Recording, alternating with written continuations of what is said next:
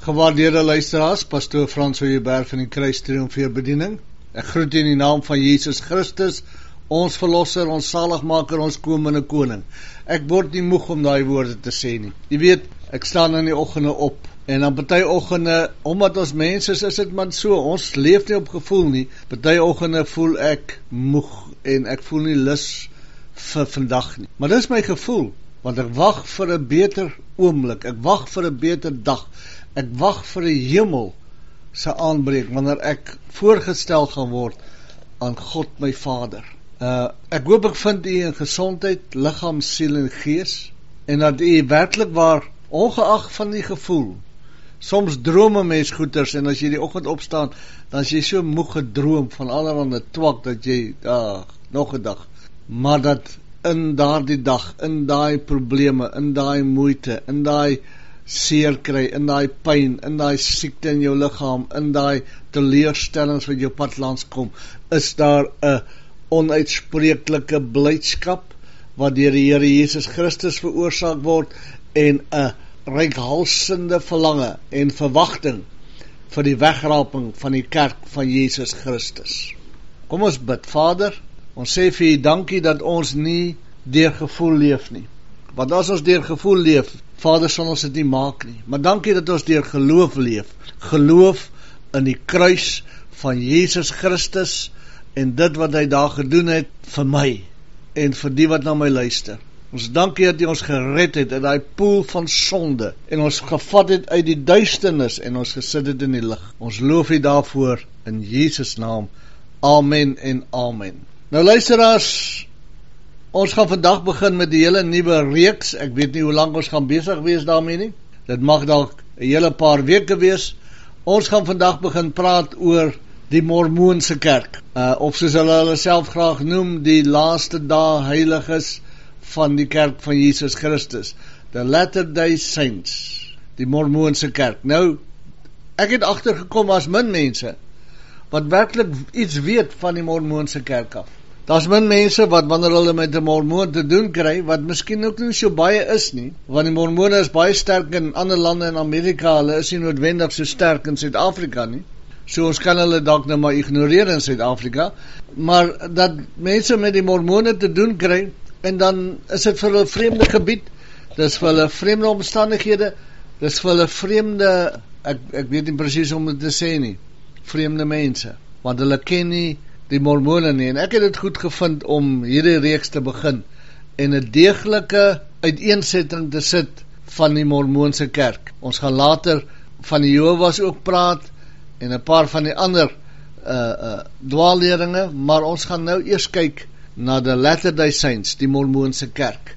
Ek gaan met die deel in die weke wat kom, Joseph Smith, Brigham Young, dan die geskiedenis, die teologie van die Mormone, watter God aanbid die Mormone, waarom is die Mormoonse kerk nie die ware kerk van Jesus Christus nie, die Mormone se leer oor die voortbestaan van die mens, Lucifer se val in die hemel, Moroni, ander skape en 2 stokke saam maak 0, byvoegings tot die Bybel, 1 lentedag in die vroeë 1800s, leef jy die hemelse wet, die hergeorganiseerde kerk van Jesus Christus of die Latter-day Saints, dan sê hulle ons is ook Christene, die verwarring van die Mormoonse kerk, die doop van die dooies, en hoe is die boek van Mormon gevind en vertaal, en dan gaan ek kyk ook na hulle Bybel, wat nie regtig gebruik word nie, maar wat deur Joseph Smith in groot dele vertaal is.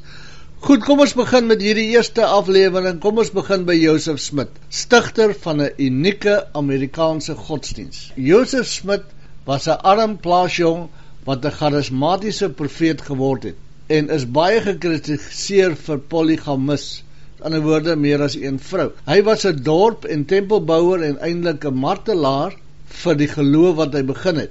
Joseph Smith is in 1805 in Vermont gebore. Sy ouers het aansienlike geleerdheid gehad, maar beperkte middele om 'n bestaan te verseker. As 'n seun het Joseph sterk indrukke gemaak op diegene rondom hom, veral nadat die gesin verhuis het na die westelike New York. Sy ma sal herinner aan die moed wat hy as 'n 7-jarige tydens 'n pynlike operasie gewys het om sy been te red nadat hy tyfuskoors ervaar het. In 1825, toe Smit skaars 20 was, is 'n 21-jarige onderwyser genaamd Emma Hale behoorlik deur hom betower, toe hy by haar pa se huis aan boord was, terwyl hy 'n skatjag in die omgewing gehad het. Sy het in Januarie 1827 met hom getrou, maar Smit het ook sterk negatiewe gevoelens gehad. Hale se pa, wat hulle huwelik afgekeer het hom onverskillig en onbeleefd genoem. Ook het die skattejag, wat dikwels met behulp van waarsêer toestelle genaamd seerstene uitgevoer is, nie goed met almal gesit nie.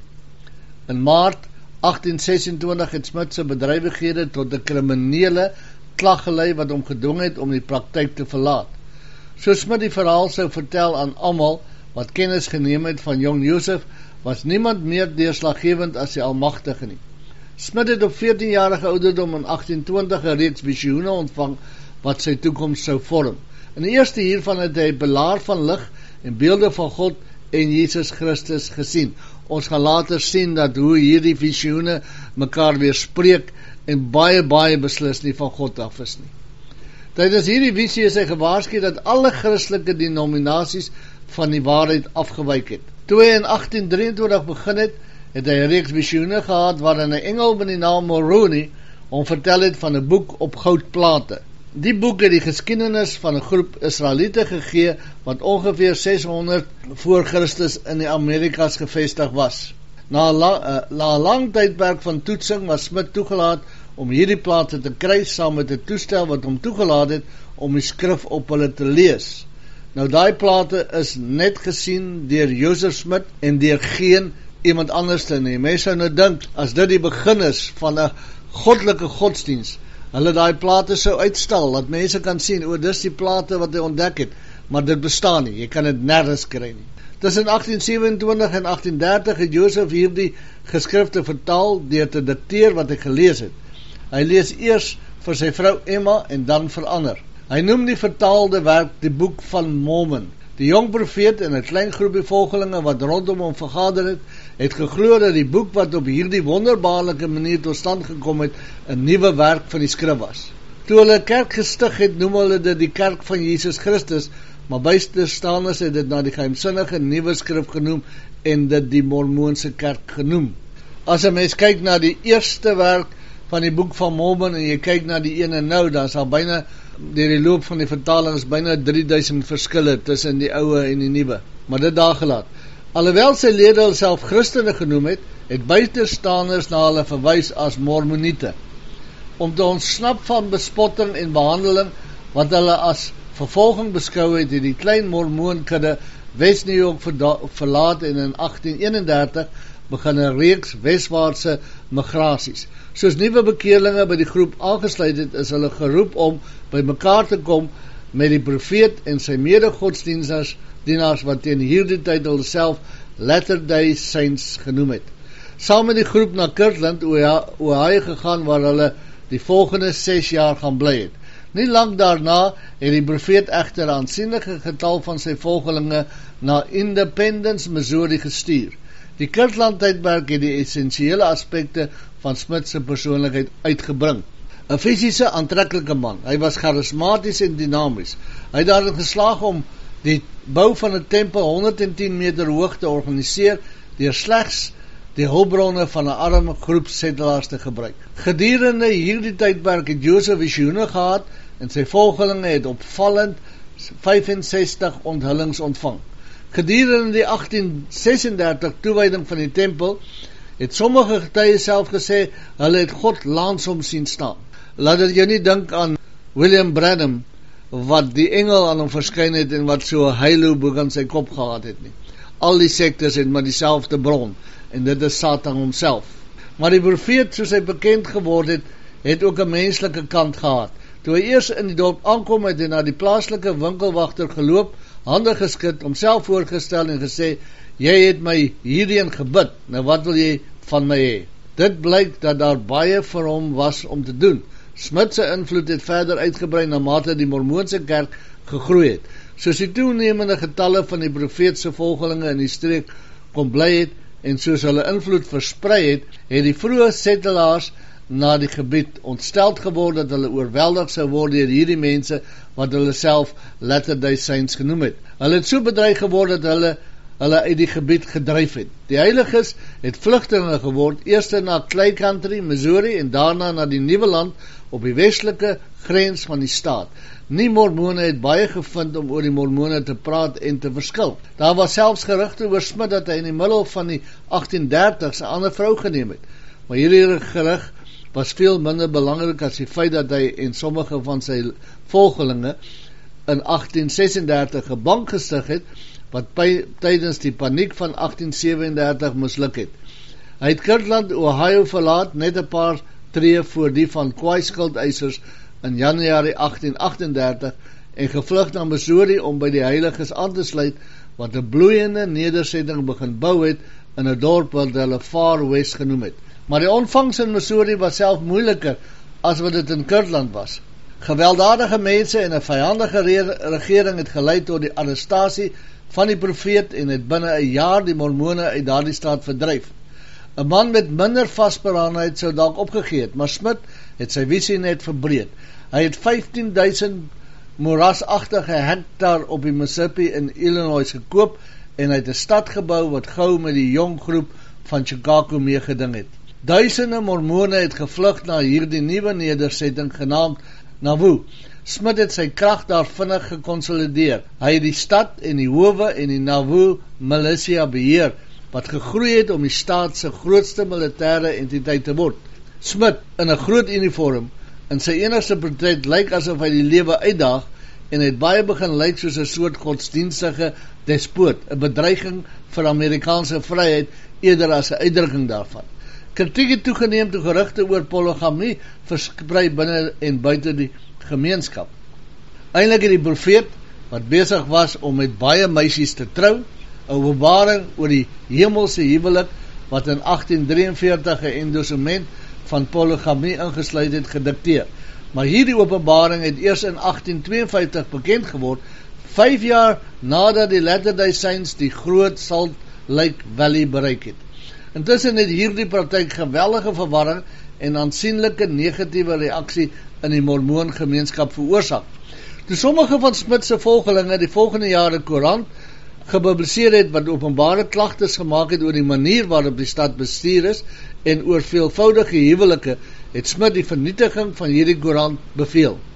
Hy was deur sy vyande bedreig met inhegtenisname en moontlike dood. Smith het na Nauvoo gevlug, toe teruggedraai en sy lot aanvaar. Hy is op 70 Junie 1844 deur 'n bende doodgeskiet. In die nasleep van die profeet se dood het lede van die Smith-familie saamgestaan vir mag met lede van die kerk se leiersliggame, veral die lede van die eerste presidentsie en lede van die Raad van 12. As gevolg hiervan het die kerk gefragmenteer. Sommige Mormone het besef dat as hulle op 'n enkele plek bymekaar was, deur 'n versamelende gemeenskap te wees, hulle beweging net oppositie sou opwek. Ander waarvan daar nie tussen 1839 en 1844 in Nauvoo gewoon het nie, was daarvan oortuig dat, terwyl die boek van Mormon werklik 'n nuwe skrif was, is in hakies 'n Nuwe Testament van Jesus Christus, dat Joseph Smith se profetiese magte in Nauvoo bedrog was, veral met betrekking tot seksuele praktyke. Polygamie is verwerp. Sommige van hierdie heiliges het in die weste gebly terwyl ander in ander rigtings gegaan het. Na Michigan se boonste skiereiland, die Strachatites, na Pennsylvania, volgelinge van Sidney Rigdon, na Texas, die Weekenites en elders. Die grootste groep van Smith se volgelinge het wes saam met Brigham Young gegaan, maar 'n aansienlike minderheid het in Illinois, Iowa en Missouri gebly. Hulle het die kerk in 1866 onder die leiding van die profeet se oudste seun Joseph Smith III geherorganiseer. Hierdie groep het uiteindelik sy hoofkantoor in Independence, Missouri gevestig, naby die plek wat Joseph Smith geïdentifiseer het as die plek waar die wederkoms sal plaasvind. Lang bekend as die Reorganized Church of Jesus Christ of Latter-day Saints, bestaan vandag nog steeds en staan bekend as the Community of Christ, die kerk van Jesus Christus van die laaste dae. Nou kom ons kyk na sy opvolger, Brigham Young, vurig, maar vol twyfel. Dikwels siek, maar sterk.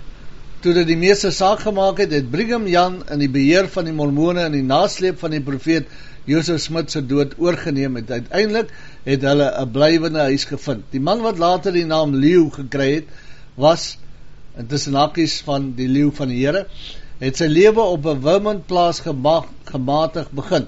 Gebore in armoede, wat veroorsaak het dat sy gesin na New York toe getrek het toe hy 3 was, het Young op sy eie op 16-jarige ouderdom begin beweeg. Hy het werk as 'n timmerman en handyman gevind waar hy kon.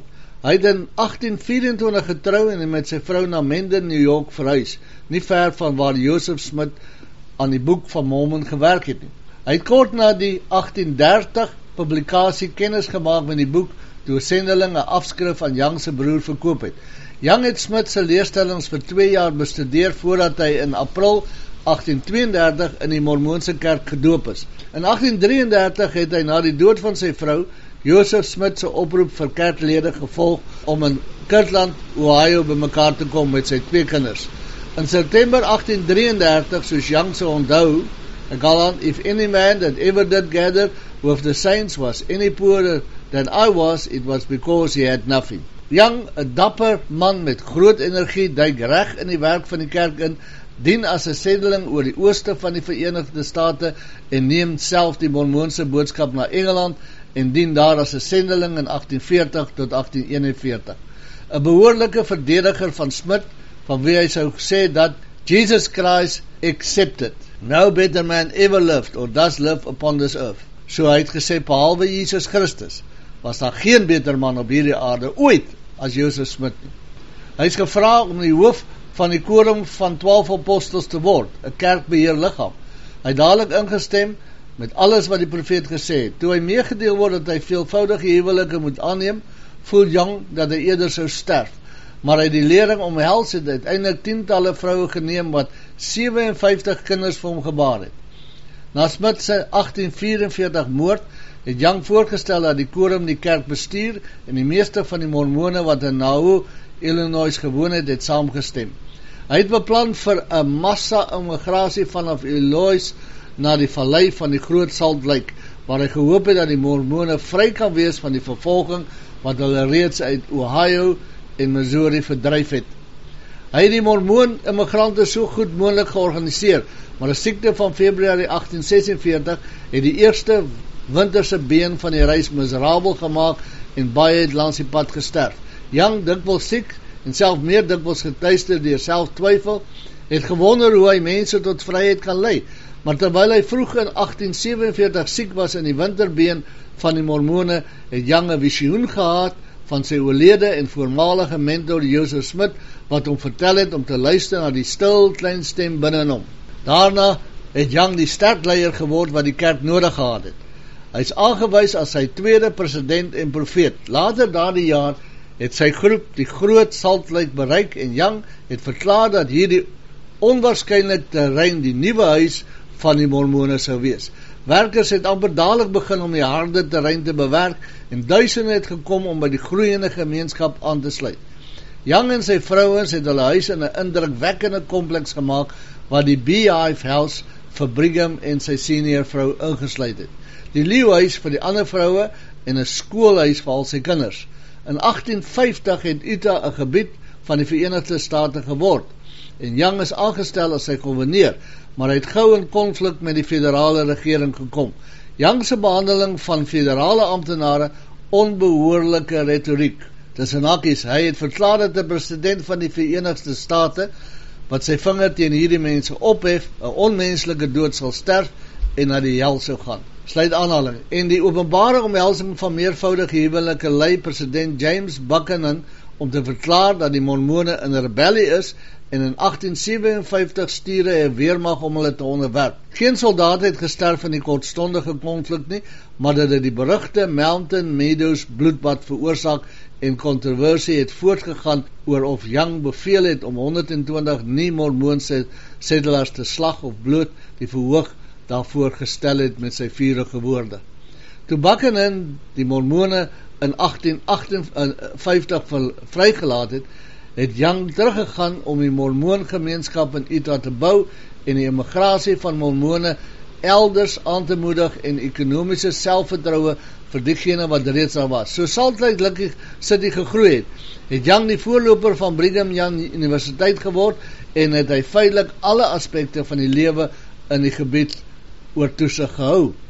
Young is in 1871 verhoor, maar is nie in 1871 vir polygamie skuldig bevind nie en het die vervolging in die einste regsverrigtinge rondom die Mountain Meadows bloedbad ontsnap. Toe Brigham Young in 1877 gesterf het 50.000 mense hul respek aan hom kom bewys. Nou dis die twee stigters, die hoofstigter en die een wat daarna oorgeneem het en eintlik hierdie hele saak baie sterk gedoen het, waarna ons gekyk het in hierdie inleidingsaflewering van die mormone. Ons gaan nou volgende week gaan ek begin met die geskiedenis van die Latter-day Saints, van die Mormoonse kerk van Jesus Christus van die laaste dag heiliges. Dan sal ons 'n bietjie meer in detail gaan kyk na hoe hierdie kerk ontstaan en gevorder het. Baie dankie Vader dat U vir ons lei in alle waarheid, dat U vir ons bewaar deur die woord van die Here, dat U vir ons sterk laat staan in die waarheid deur die krag van die Heilige Gees en dat hierdie lesings, hierdie preke sal meedra dat mense uit die Mormoonse kerk gehaal sal word soos wat mense 'n stuk hout uit die vuur ruk. Ons dankie daarvoor in Jesus naam. Amen en amen. Al wat vir my oorbly om te sê, soos gewoonlik, gaan en wandel waardig die roeping waarmee God jou geroep het en Maranatha, Jesus gaan weer kom. Is jy gereed? Maar as hy vertoefing te kom, mag hy vir ons nog 'n geleentheid gee om na hierdie onderwerp te kyk. Mag hy met jou wees tot ons weer gesels in Jesus naam. Amen.